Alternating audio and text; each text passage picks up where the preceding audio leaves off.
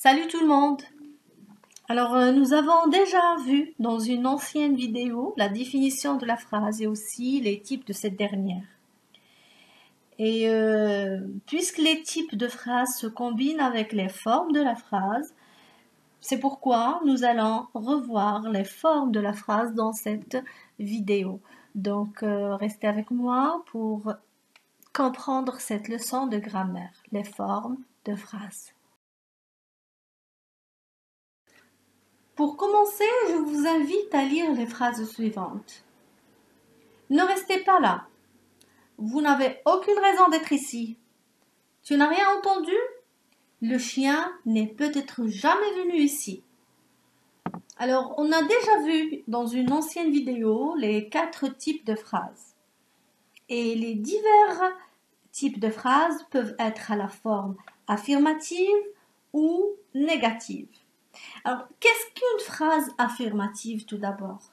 La phrase affirmative, c'est une phrase qui affirme quelque chose. Par exemple, je dis « je suis grand ». Je suis en train d'affirmer quelque chose.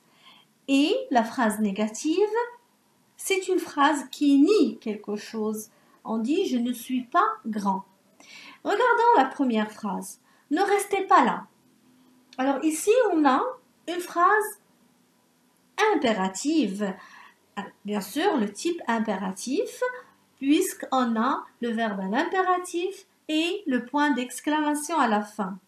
C'est une phrase impérative à la forme négative.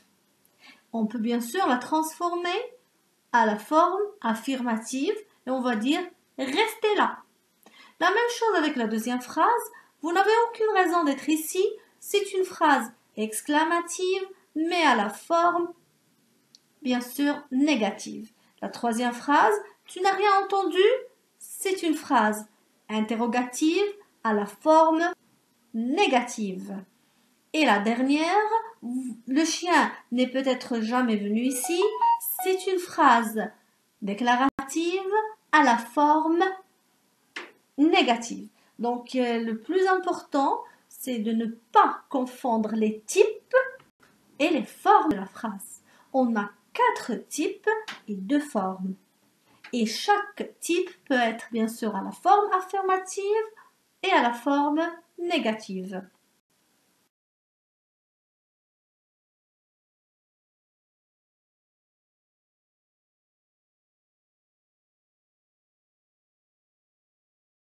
Donc, ce qu'on a dit, bien sûr, que chaque type de phrase peut prendre 2 formes différentes. La forme affirmative et la forme négative. Il ne faut pas vraiment confondre bien sûr, les types et les formes. Et pour la leçon des types de phrases, je vais vous laisser le lien dans la description de cette vidéo pour réviser encore une fois les types de phrases.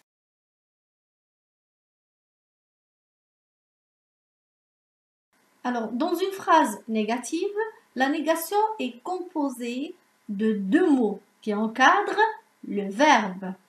Mais si on a un verbe au passé composé, là, bien sûr, on encadre l'auxiliaire. Et les adverbes de négation, il y en a bien sûr plusieurs. Par exemple, ne pas, ne jamais, ne plus, ne aucun, ne ni, ne rien, ne personne, ne point, ne guère, ne pas encore.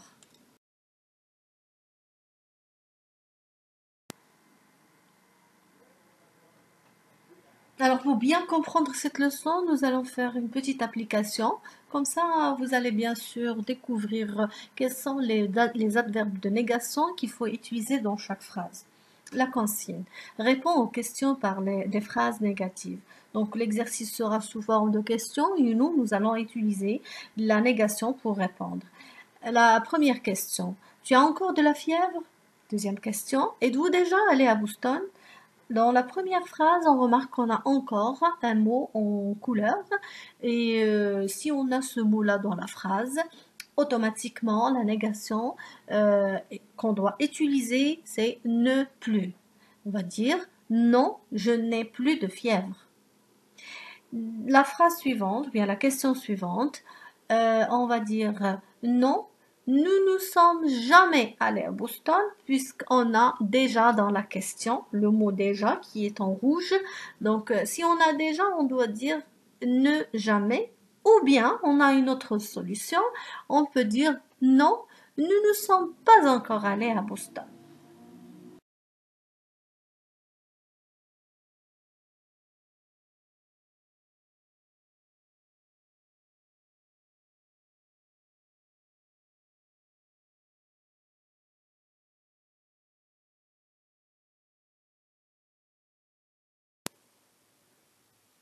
La question suivante. As-tu vu quelque chose? On a une autre question. Quelque chose te dérange? Alors, dans les deux questions, on a le mot quelque chose. Alors, pour la première phrase, ou bien la première question, on va répondre de cette manière. On va dire, je n'ai rien vu. D'accord? On a dit, as-tu vu quelque chose? Non, je n'ai rien vu. Pour la deuxième question, quelque chose te dérange? On va répondre de cette manière, rien ne me dérange. Rien ne me dérange. Alors faites attention à l'emplacement de quelque chose. Dans le premier exemple, on a quelque chose à la fin de la question, alors que dans la deuxième question, on a quelque chose au début.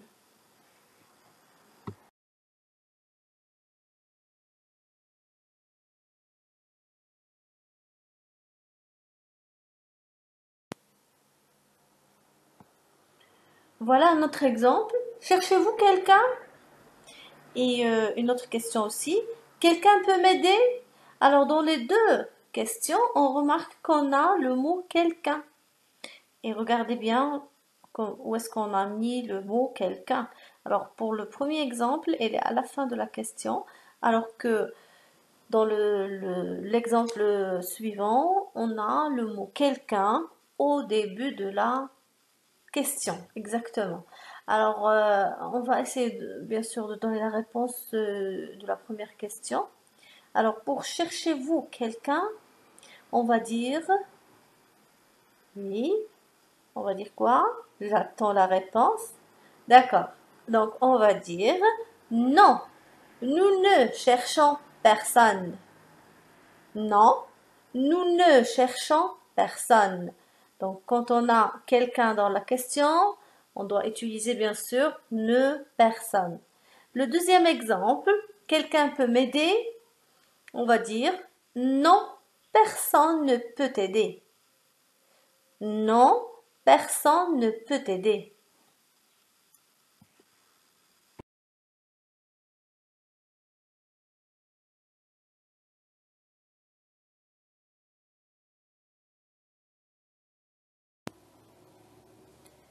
Donc voilà un petit tableau qui va vous faciliter un petit peu, bien sûr, vos exercices dorénavant.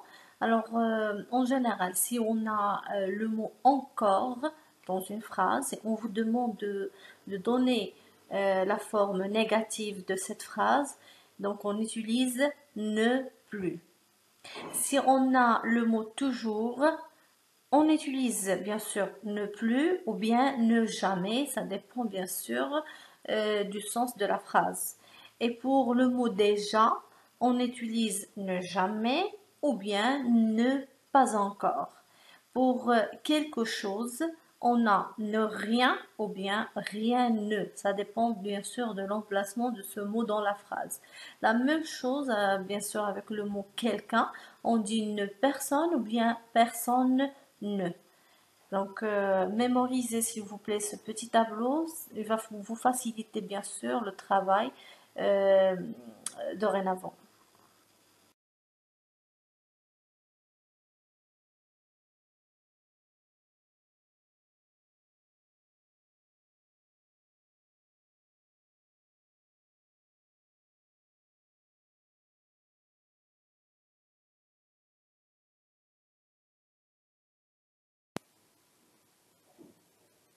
Alors, regardez cette phrase-là. Parles-tu anglais de temps en temps? Donc, on va essayer bien sûr de répondre à cette question en utilisant la forme négative. Donc, on va dire Je ne parle jamais anglais. Je ne parle jamais anglais puisqu'on a ici de temps en temps. Alors, ne jamais aussi, on l'utilise si on a dans la phrase de temps en temps ou bien parfois. Si on dit par exemple, parles-tu parfois l'anglais? Non, je ne parle jamais anglais. Ou bien on dit, parles-tu anglais quelquefois? La même chose, non, je ne parle jamais anglais. Et aussi le mot souvent, si on le trouve dans la phrase, on va utiliser ne jamais.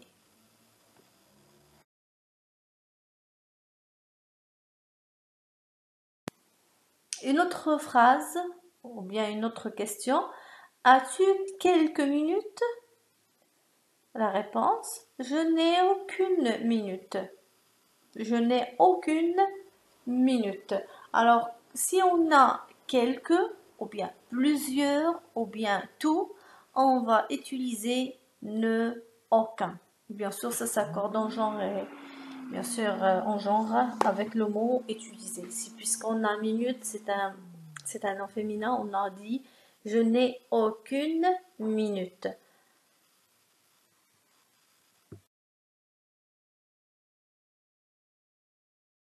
De vous quitter, on va essayer d'observer cette phrase écrite par un élève.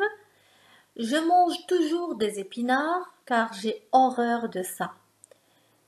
Alors, est-ce que la phrase de cet élève est correcte? Est-ce qu'elle est logique? Non, bien sûr.